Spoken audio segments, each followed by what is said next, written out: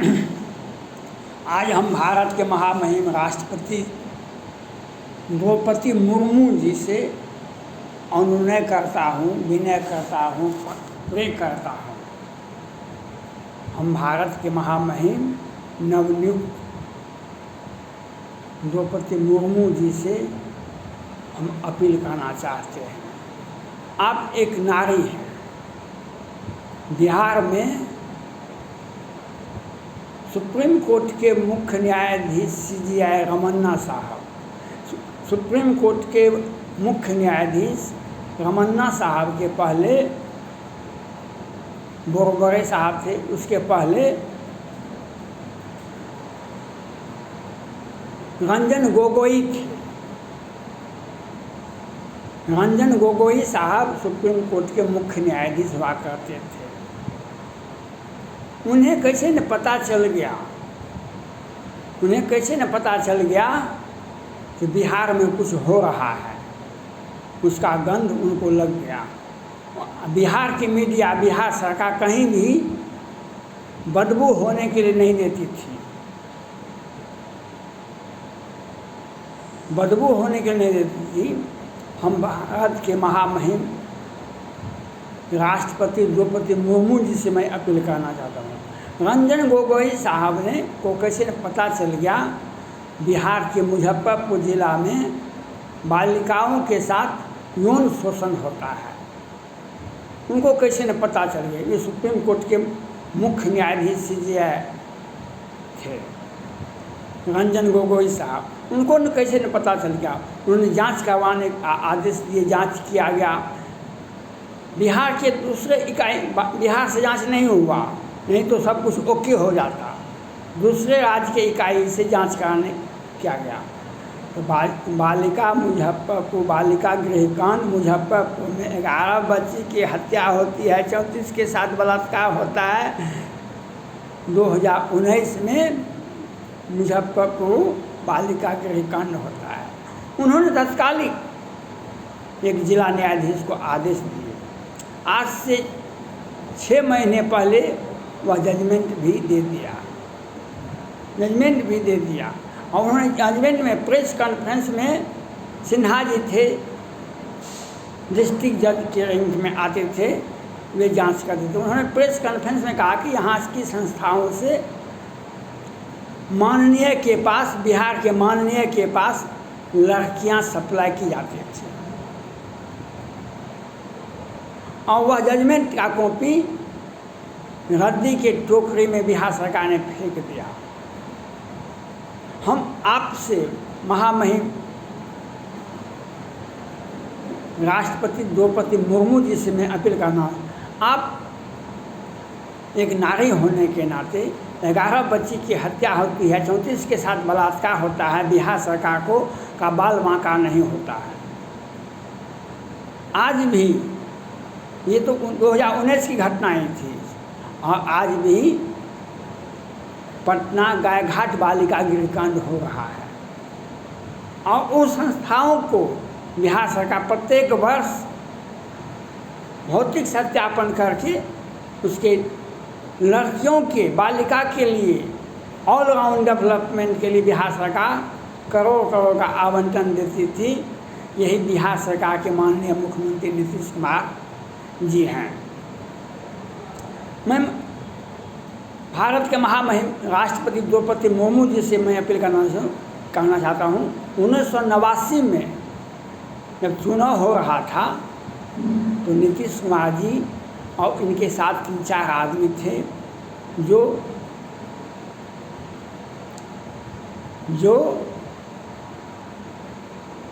Booth पर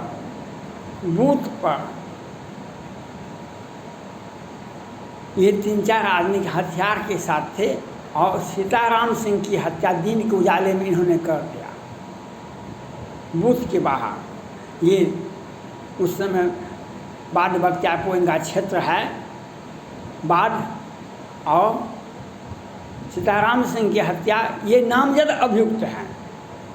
1989 में मैं महामहिम राष्ट्रपति जी से अपील करना चाहता हूँ, भारत के संविधान में कहीं भी नहीं है तो किसी पर हत्या का मामला दर्ज हो और वह व्यक्ति बार बार मुख्यमंत्री का और सार्वजनिक पद का शपथ ग्रहण करे।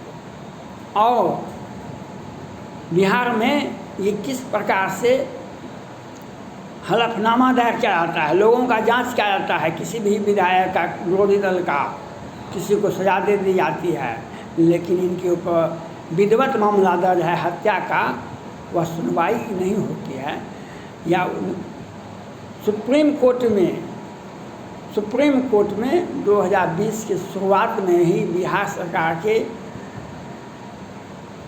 पूर्व मुख्यमंत्री लालू प्रसाद यादव जी के बेटे और बिहार विधानसभा में विपक्ष के नेता तेजस्वी प्रसाद यादव जी 2020 में ही सुप्रीम कोर्ट में जाके याचिका दायर किए थे कि इन पर हत्या का मामला दर्ज है, इनका केस को चालू किया जाए।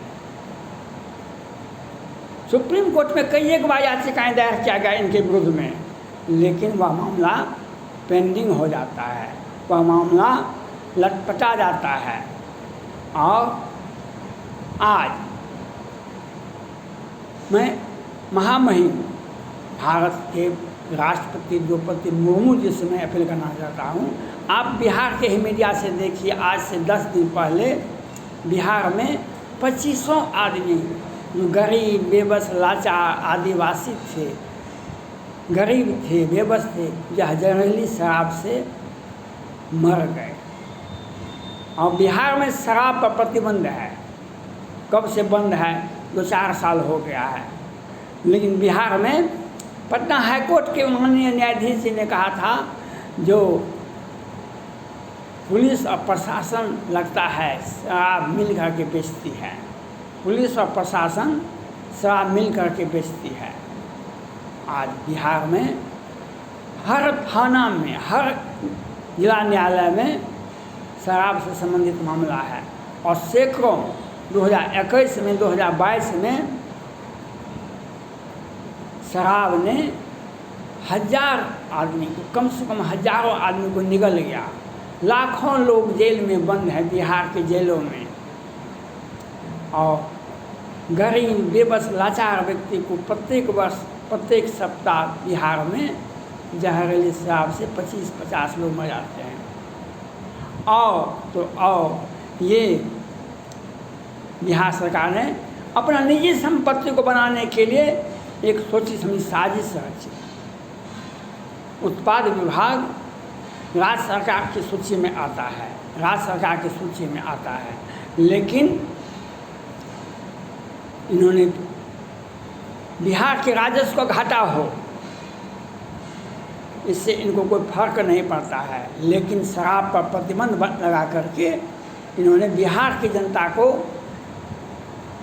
तो मरवाने का प्रयास किए ही साथ बिहार सरकार के राजस्व का भी घाटा किए। और इनका व्यक्तिगत संपत्ति, कुछ ही दिन पहले चुनाव आयोग का एक संगठन होता है, उसने घोषणा किया देश में जितने भी राज्य सरकार, राज्य की इकाई की पार्टी है, जितने भी लोकल पार्टी हैं भारत में, जितने भी राज्य हैं, उस राज्य में जितने भी लोकल क्षेत्रीय पार्टी हैं, उसमें सबसे अधिक चंदा जदयू को मिला। क्योंकि चंदा क्यों नहीं मिलेगा इनको? 29 अप्रैल 2022 को 1710 करोड़ का पुल बिहार के अगवानी भागलपुर के बीच में जो गंगा जी में पुल बने थे 1710 करोड़ का, और 13-14 में ही उद्घाटन हुआ था और वह 22 में गिर जाता है, 10% भी काम भी नहीं हुआ था। तो क्यों नहीं इनका व्यक्तिगत फंड, इनका पार्टी का फंड, इनका परिजन का फंड, इनके परिवार का फंड क्यों नहीं बढ़ेगा? जब घोटाला होगा, जब 1710 करोड़ का पुल गिर जाएगा, जब शराब पर प्रतिबंध है, हर जगह उपलब्धता है, तो राजस्व तो आएगा। लीगल हो वह इनकम टैक्स पे ही राजस्व हो या इनकम टैक्स रहित राजस्व हो, वह तो राजस्व तो आएगा, पैसा तो फंड तो इनका बढ़ेगा। और तो 2020 में ही पटना हाई कोर्ट के वरीय न्यायाधीश राजेश कुमार जी सुप्रीम कोर्ट, राष्ट्रपति भवन और प्रधानमंत्री कार्यालय को विधिवत सूचित किए कि बिहार में सृजन घोटाला का बड़े आरोपी को लोअर कोर्ट और वैकेंट कोर्ट, लोअर कोर्ट जिला में होता है और वैकेंट कोर्ट जिस कोर्ट का न्यायाधीश छुट्टी पर चले जाते हैं उसको वैकेंट कोर्ट कहते हैं। वैकेंट कोर्ट और लोअर कोर्ट के द्वारा मैंने बिहार सरकार के द्वारा माननीय मुख्यमंत्री नीतीश कुमार जी के द्वारा उन्हें मैनेज करके जमा में दिलवा जाता है कि 1,000 करोड़ का घोटाला है, सृजन घोटाला। बैंक से सरकारी खाता से निजी अकाउंट में टका ट्रांसफर हो जाता है, सृजन घोटाला। आज इनका फंड बहुत ज़्यादा है, होना भी चाहिए। इनका फंड क्यों नहीं बढ़ेगा? ये 16-17 वर्षों से मुख्यमंत्री हुआ करते हैं बिहार के और इनका देखा जाए 265 वेंटिलेटर ये खरीदे थे और 2020 में मार्च के बाद कोरोना आ गया और 2021 में कोरोना विस्फोट किया जो बिहार से लाखों लोग मर गए, लाखों लोग देश में मर गए। लेकिन बिहार के पटना हाईकोर्ट के माननीय मुख्य न्यायाधीश कोल साहब ने जांच किया 2 सदस्यीय खंडपीठ। तो पहले तो एक आज पेज 6 आदमी बढ़ा, फिर कहा 687 आदमी बढ़ा, फिर कहा मुक्ताधाम में, बक्सर में मुक्ताधाम है, अनेक राज्य से आता है लाश यहाँ पर, इसलिए मरने वालों की संख्या हम नहीं बता सकेंगे। अगर जांच करना है आपको, केंद्र सरकार का पोर्टल है, आप ला के जाँच कर लीजिए।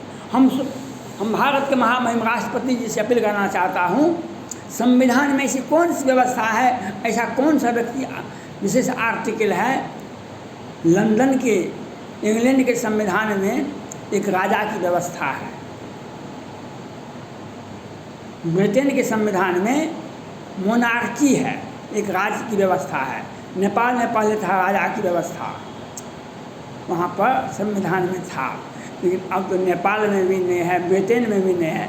लेकिन भारत में नीतीश कुमार जी पर हत्या का मामला दर्ज है, सृजन घोटाला का मामला है और 17 सदस्य का पुल गिर जाता है और मुजफ्फरपुर बालिका गृहकांड में 11 बच्ची की हत्या होती है, 34 के साथ बलात्कार होता है, जजमेंट भी आ जाता है। और आज मुजफ्फरपुर बालिका गृहकांड उस ऑफिस को तो तोड़ दिया गया, लेकिन बालिका गृहकांड पटना गाय घाट हो रहा है। हम तो महामहिम राष्ट्रपति जी से अपील करना चाहते हैं, आप इन्हें बर्खास्त नहीं, इन पर FIR करवाइए, इन पर इन्हें बर्खास्त किया जाना चाहिए, इन पर FIR होकर के गिरफ्तारी होनी चाहिए।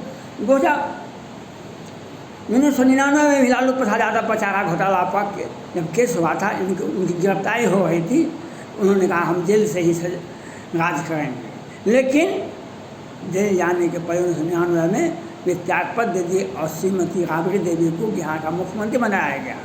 लेकिन जब इतना बड़ा घोटाला, कई 1,000 करोड़, कई 1 लाख करोड़ घोटाला होता है, हत्या का मामला दर्ज है और मुजफ्फरपुर बालिका गृहकांड इनके आचरण को दिखाता है, और आज मुजफ्फरपुर के बदले आज पटना गाय घाट बालिका गृहकांड होता है। हम राष्ट्रपति महोदय से अपील करना चाहते हैं, इन पर सख्त कार्रवाई तत्काल करने की कृपा कीजिए। धन्यवाद।